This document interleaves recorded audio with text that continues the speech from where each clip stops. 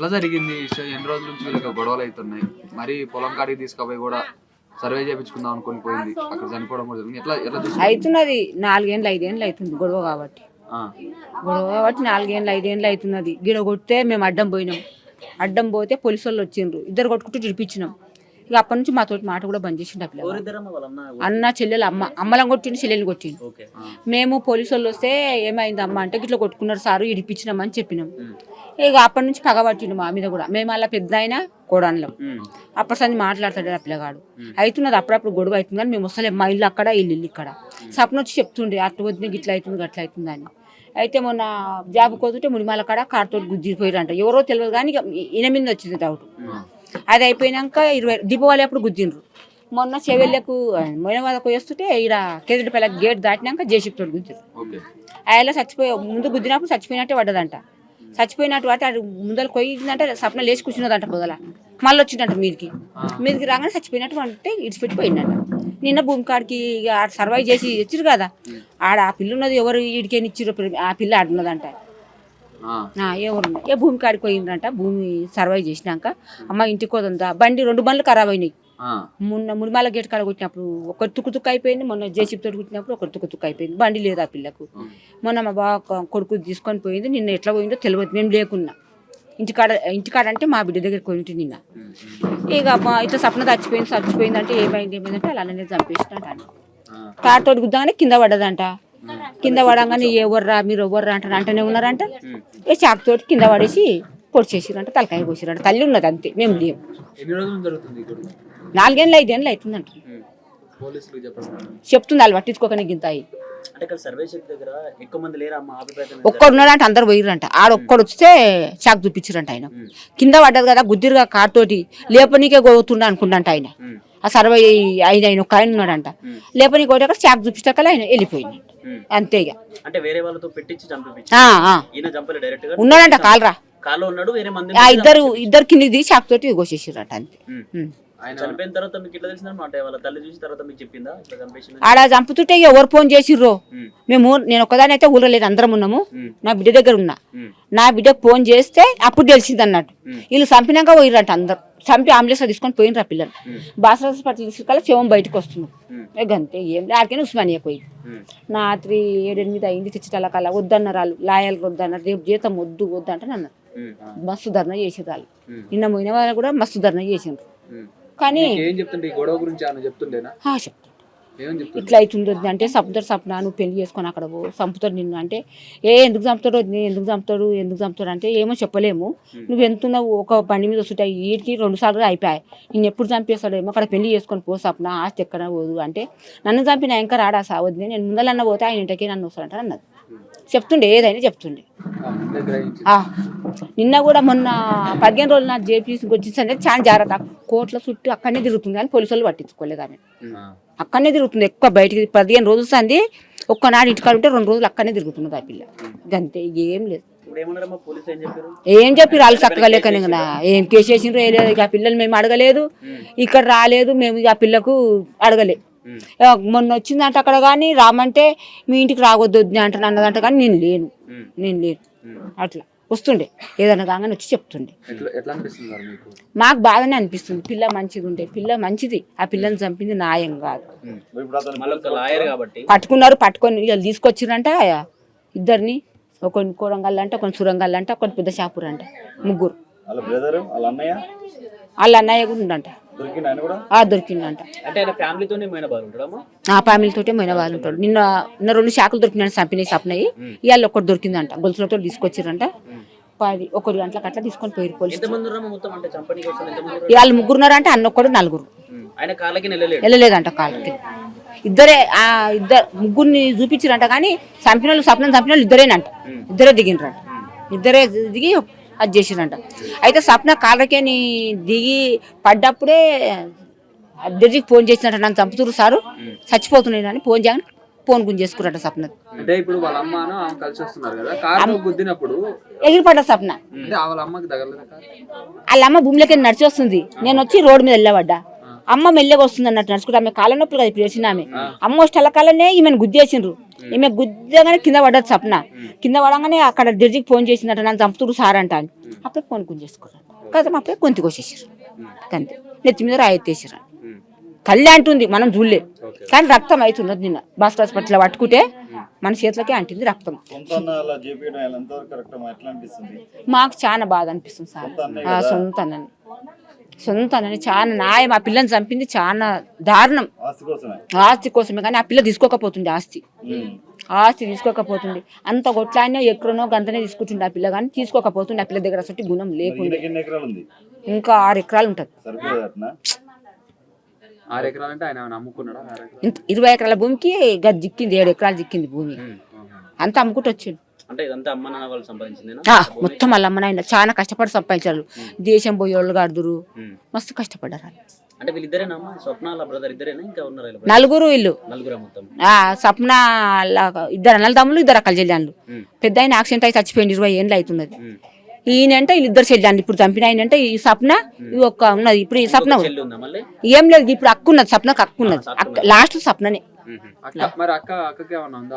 అక్కకి ఇస్తున్నది పెళ్లి 5 3 పిల్లలు అక్కకు అద్దెకర భూమి ఇస్తున్నది అందులోకే సప్నకి ఇచ్చిన భూమిలోకే అద్దెకర భూమి ఇస్తున్నది తర్వాత ఇస్తాక నీ బిడ్డ పెళ్లి కళ్ళు ఇస్తా నీ బిడ్డ పెళ్లి చేస్తా మీకు ఇల్లు లేదు ఇల్లు కట్టిస్తా అక్క అంటాను కూడా అన్నది అక్కను కూడా అన్నది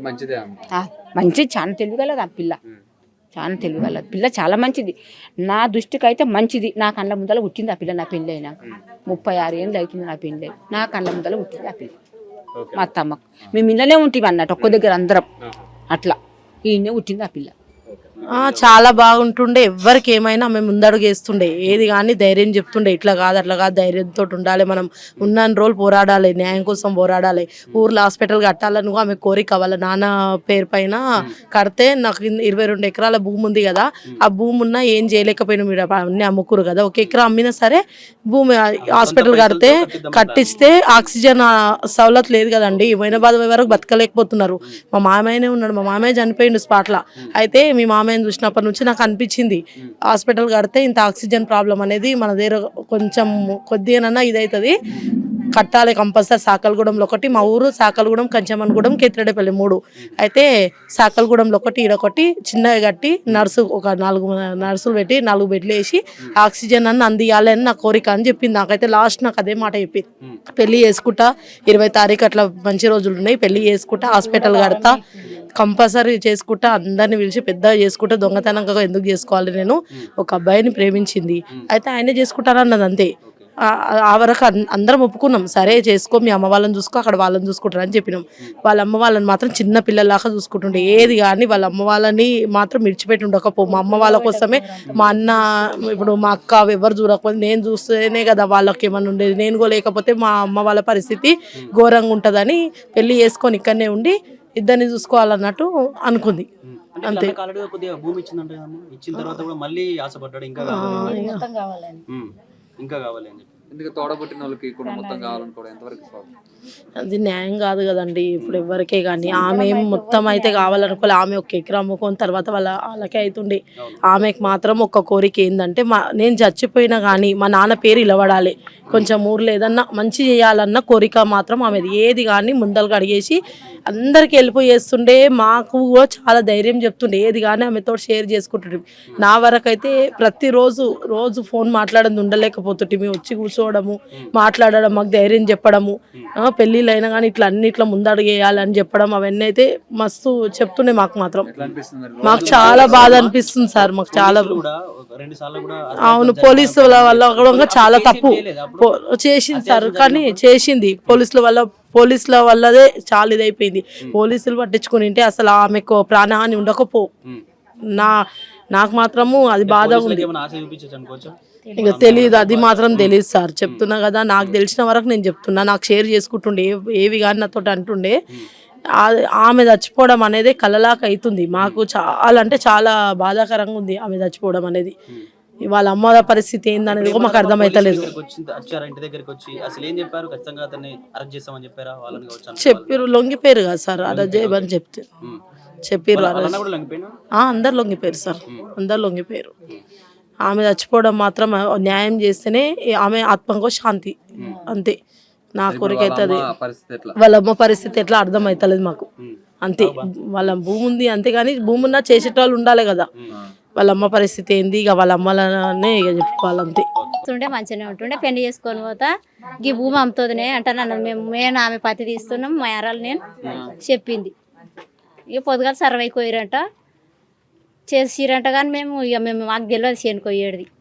ఇక ఆమె ఫోన్లు చేసినాకనే అందరికి ఎరకైతే ఊళ్ళకి అందరు పోయి చూసి వచ్చారు. సర్వే చేయడానికి పోయినప్పుడు అక్కడ మీ వాళ్ళు ఎవ్వరు లేరు, మా వాళ్ళకి చెప్పకుండా పోయారు వాళ్ళిద్దరు. మాకు తెలియదు, వాళ్ళిద్దరే పోతారు ఎప్పుడైనా చేనుకి. ఏం లేదు, పత్తి వేసినాం అయిపోయింది. పత్తి వర్షం వేసుకుంది, కోసిరు అయిపోయింది. మిషన్ పట్టించింది అయిపోయింది అంతే. ఒక అడ్వకేట్ మీకు కూడా ఈ కాలనీ కూడా అనిపిస్తే ఒక అడ్వకేట్ ఉంది, మాకైనా ఇబ్బంది జరిగినప్పుడు మమ్మల్ని చూసుకుంటుంది అని చెప్పేసి మీకు హామీ ఉంటుండే కదా? మంచిగానే చూస్తుండే మమ్మల్ని, మాకైతే మంచిగానే ఉండే పిల్ల. అంటే ఈ బజార్ని తిరుగుతుండే, ఈ బజార్ అందరితో కలిసి మెలిచి ఉంటుండే. హత్య చేసేసారు వాళ్ళు, మరి ఎట్లా చూసుకోవచ్చు? మంచి ఆమెనే అంటున్నాం కదా, సప్న మంచి. ఇటు వస్తుండేనా, ఇక్కడ ఇంటికి వస్తుండేనా వాళ్ళన్న? ఈ ఇంటికి అంటే ఎప్పుడో ఒకసారి వస్తుండే కానీ రాకుండా ఇప్పుడు. అప్పుడు గౌతాలు ఇంట్లో ఉంటారు, ఇప్పుడు మోనే వాళ్ళు ఉంటారు, ఇక్కడ ఉండరు. మేము మా ఇల్లు గాడ మేము గీడ మేము వచ్చి చూడకుట్టాం కదా, ఎవరి అయినా చూస్తారా? మాకు ఈ గొడవలు ఏడదైతే చూడలే, ఇంట్లోకి వచ్చి చూడలేము. ఏమన్నా నేనైతే చేనుకి కూలికి అన్ని పోతాను, నేనైతే చూడ పొద్దున్న దాకా అంటే నాకు తెలియదు అంతే. ఏం పని చేస్తుంటాడమ్మా వాళ్ళన్న? ఏం పని చేస్తాడు? ఏమో మోని వాళ్ళు ఏం చేస్తాడో మనకేం తెలుసు, నాకు తెలియదు. మోని వాళ్ళ పని చేశాడు. మీరు చెప్పండి. మరి మోని వాళ్ళ పని చేశాడు అంటే మనం నేను కూలిపోతా నాకేం హత్య చేశారు కదా, హత్య చేసిండే, అది తప్పేగా, చేసేది కాదు. కానీ పిల్ల మంచి పిల్ల ఉండే, మా దగ్గర బాగుంటుండొచ్చు. డ్యూటీకి వెళ్ళి రాగానే వచ్చి మాట్లాడుతుండే, అన్నీ మంచిగా చెప్పింది. కానీ అదేం తీసుకొని అన్నది భూమి, కానీ ఇక అన్న చేసిండు అట్లా. ఇప్పుడు వాళ్ళ అమ్మ పరిస్థితి ఏంది? ఇక అమ్మలు అయితే చాలా ఆగమైపోయినట్టు ఇప్పుడు. వాళ్ళ అమ్మలకైతే ఆ పిల్లనే చాలా, కొడుకులు కూడా చూడకపోయారు, అంత బాగా చూసుకుంటున్న పిల్ల. కానీ వాళ్ళ పరిస్థితి అట్లా అయిపోయింది ఇప్పుడు. చాలా మంచిగా ఉంటుండే, మా దిక్కు వస్తుండే కూర్చుంటుండే, అట్లా తెలుసు. ఎన్ని సంవత్సరాలు ఉంటుందమ్మా? ఉండొచ్చు 30 అవతలు ఉండొచ్చు. పెద్ద చేసుకుందాం పిల్లలకు వాళ్ళ మమ్మీలు ఇద్దరు ఉండరు కదా, వాళ్ళ గురించి కూడా కొంచెం చేసుకోలేదు. మేము అందరం కూడా చాలా బెదిరించినాం మా పిల్లల్ని, చేసుకోమంటే మా అమ్మ లాగమవుతారని అంటుండే. ఇద్దరు వాళ్ళ నాయన ఇద్దరిని చేసుకుంది. అట్లా లేదు, చచ్చిపోయాడు. ఆ పిల్లనే మొత్తం చూసుకోవాలంటే వాళ్ళని అలా అట్లా అని బాగా అనేది మా తోటి. కానీ మేము కూడా బెదిరించినాం అనమాట, చేసుకో నువ్వు కూడా, అమ్మని చూసుకో నువ్వు కూడా చేసుకో అంటే చేసుకుంటా అన్నది. ఇప్పుడు మంచి రోజులు లేవు కదా అని అన్నది మొన్న వచ్చినప్పుడు. ఆడ కూర్చుంది, ఏం బాగా చాలా బాగా చూసుకుంటుంది ఆమె.